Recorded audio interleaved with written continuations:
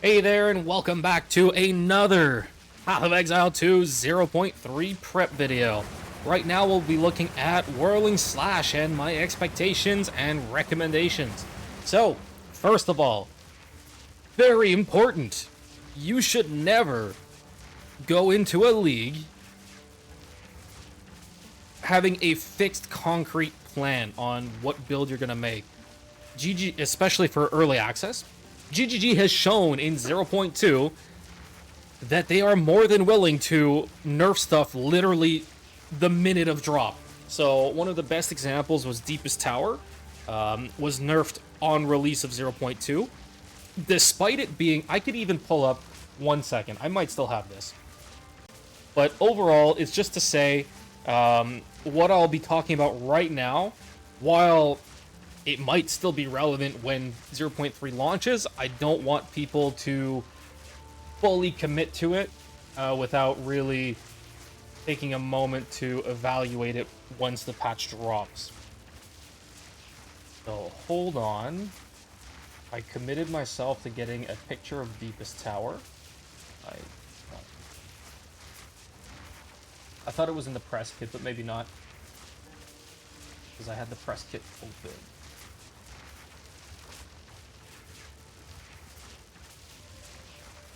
Okay, never mind.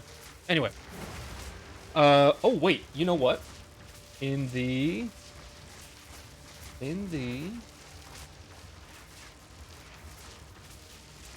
Aha! Here we go. Here's one good example. Answer weapon infusion, projectile attacks. The projectile attack with that weapon consume infusions to infuse the first projectile fired, causing it to explode at the end of its flight. 612% attack damage. And then if we go here, I just had it spec'd already.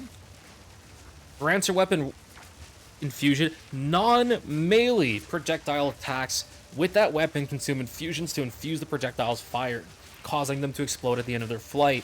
Also, you can notice the attack damage has decreased. So, again, I just want to be very clear that I'm posting this because I've had a lot of questions about it. What actually ended up happening last league is I had a lot of people coming in, glitched, I really enjoyed the stunling, what do you have cooking for 0.2? And my entire build got nuked, so it did actually involve infused weapon, and the non-melee tag bricked the build, so at least I couldn't use the infusions, and Deepest Tower got nerfed, and another mechanic also got nerfed that I relied on in the build, so, not that Deepest Tower nerf was that important, but anyway. So,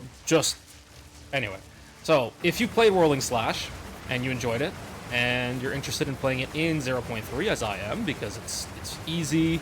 They've also, in the patch notes, mentioned that the pathing is going to be better, so you're not going to get stuck on little, like, corners and stuff as much. The pathfinding should be improved to allow you to probably, you know, whirl around objects. They've also added new socketables. So let's see here. So we have the Ullaman's Gaze. Helmets, +1 to accuracy rating per 1 item evasion rating on equipped helmet. This means that we can easily be getting 1,000+ flat accuracy in just from our helmet slot. Flat accuracy is really important because we have like hundreds of percent of accuracy scaling. So having that baseline accuracy is really important. Then we can also go to the gloves. Cat Talisman grants 15% increase to accuracy rating on gloves. Then if you also search accuracy, you can have fun just looking around at what else has changed. So here, players now grant 6 accuracy rating per level. This is flat. And dexterity now grants +6 to accuracy. So even if we go look at, let's say we take an example of my speedrun character. I don't know the accuracy off the top of my head, but let's say it was level 95. That means we're getting 95 times 3 more flat accuracy. And then we had about 400 dex, which means that we get another 400 flat accuracy. So literally just doing exactly the same thing going into 0.3, not even including the new socketables, you have 685 more flat accuracy, which is more than like a perfect helmet. This is T1 flat accuracy helmet with T1 crit chance, so technically this could go higher if you had the accuracy plus light radius. I'm not going to get it. Anyway, so they did buff accuracy, like innate accuracy, and they did add the 2 new socketables, which makes me extremely worried. And why does it make me worried? Because every single accuracy stacker build relies on this node here, Falcon Dive. 1% increased attack speed per 250 accuracy. I dismantled my Amazon, so I sold off a lot of the gear and changed and respec stuff to do a meme, to do some meme builds. So anyway, I have 78,000 accuracy. This means that we are getting very, very simply 312% increased attack speed. This is nuts. This is absolutely wild. And it's not hard to reach these numbers either, is the point, in the end game. And even if you drop, let's say, a helmet, okay, so like, let's say you just didn't have accuracy in that helmet slot, 66,000, it's still a ridiculous amount. Even going with 40,000 accuracy, which is what I would have without Lycocide. Like, you could easily hit 40,000 accuracy without Lycocide and still hit 160% increase attack speed. So, taking a quick look at the tree. So, we can go look like, oh, this is 10% skill speed, so effectively attack speed. We've got 10% attack speed here. We've got 6% here, you know, so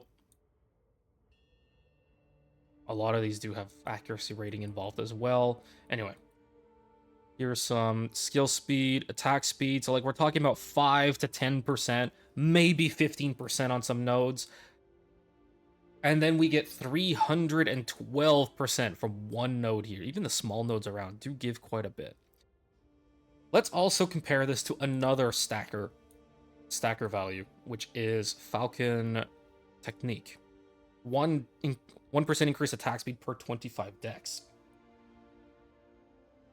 Let's say that, so on my minion build, which just stacked a lot of strength because I needed the life, on my minion build, I was able to reach around 500 strength, and again, I didn't have to really worry about equipping other stuff besides enough dex for Alpha Howl and enough int for low-level minions. Let's say we have 500 dex on a dex stacker Amazon. Divide by 25, we get 20% increased attack speed.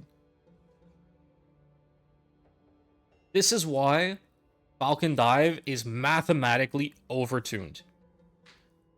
And I talked about this in that 4-hour-long video covering the patch notes. I know most people probably did not watch it, so that's fine. I expected as much. But yeah, so Falcon Dive is mathematically overtuned, and most likely this will get nerfed heavily. The question is, how much will they get nerfed? Even if with all the new accuracy stacking effects, I honestly expect us to be reaching values of maybe 140,000 accuracy, which means that let's say in a very conservative nerf. I say conservatism, they don't go too far. Well, then if they make it 1 per 1,000, you have 140% increase attack speed. This is still less than half of what we have in 0.2. I honestly do still expect them to nerf it worse and make it in the region of 1 per 2,000. And that would give us 70 increased attack speed. So it's still way better than any other attack speed node, but we do have to consider that it would be a lot worse in terms of how fast we can move, because we're relying on this for movement. And the other thing to consider is that base movement speed is going to be significantly increased in 0.3 between sprinting and the fact that we just have more sources of move speed. So those are some things to consider when we're going into 0.3. So what I think will be one reasonable option is to go Deadeye. And this, again, Deadeye's Deadeye. So there's a few ways that we can build this. Obviously, the reason we're going part of the reason we're going Deadeye is for the frenzy charges, and this is to take advantage of Glacial Lance. And how Glacial Lance works is that it's kind of weird because it's both barrageable, but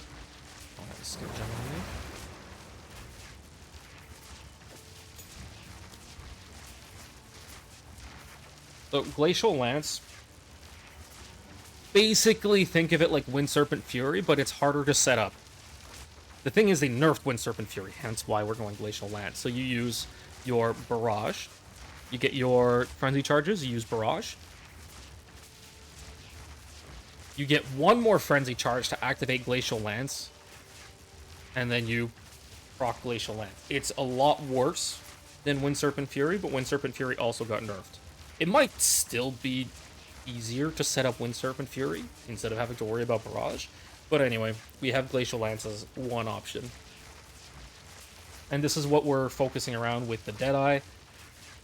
Again, I really did not like this playstyle in 0.2, but it is one of the options. So I do have a POB here, not a guide. I will not be updating the Maxroll until I see the changes, and it's still reasonable to hit, let's say, 7+ attacks per second. Until I see that, I have made this POB. Again, very important that you determine if it's worth it for you or not to run this.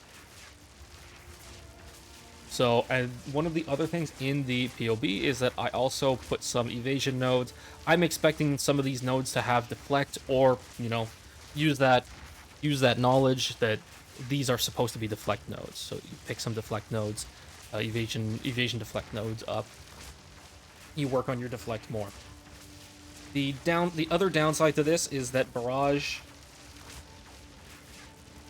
on the high end, we're POBing for around 1.6 million damage per Glacial Lance, and you're going to be shooting 16 or so Glacial Lances for 25 million damage, which means that you won't be one-shotting T4 Zesht right off the bat. This is including really good items too. So maybe there's some further optimizations to make in the tree. Maybe new supports will help generate frenzy charges faster for this, as well as just do more damage. Because I did use like very high-end gear when I was calculating this. So I'm watching you, always watching. So yeah, there we go. POB will be in the description. And let me know if you plan to play Whirling Slash. If you're interested in Whirling Slash, I do plan to try and update the build once the new tree is live. But again, it will really hinge on this node here, Falcon Dive, because this is the big driver of our attack speed in the build. The other thing to note, if you do want to go Amazon, is that this node here got nerfed. Oh, sorry, not this one. Critical Strike got nerfed. Gain additional critical hit chance equal to 25% of excess chance to hit with attacks.